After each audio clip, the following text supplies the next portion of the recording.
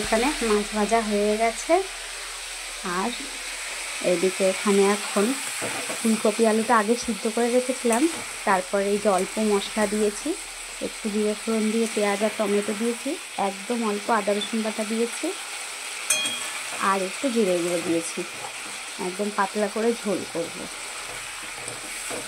সিদ্ধ করা রয়েছে ফুলকপি আলুটা, তো একটুখানি হালকা কষিয়ে নিয়ে জল দিয়ে দেবো। তো এই যে কষিয়ে নিয়ে জল দিয়ে দিয়েছি। এবার এটা কিছুক্ষণ ফুটুক, তারপরে মাছ দিয়ে দেবো।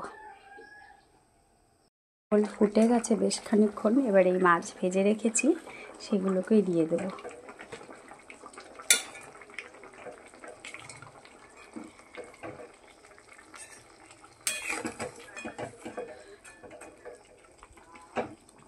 হয়ে গেছে ঝোলটা আমার, এবারে নামিয়ে নেব।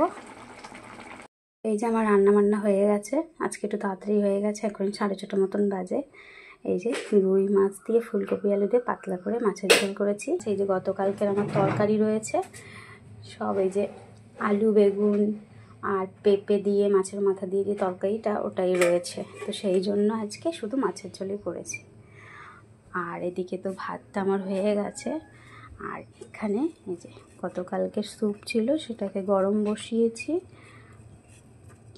এটা এখন আমার বর রুটি দিয়ে খেয়ে যাবে, আর একটু থাকবে, আমি খেয়ে নেব। এরপরে বসাবো চা।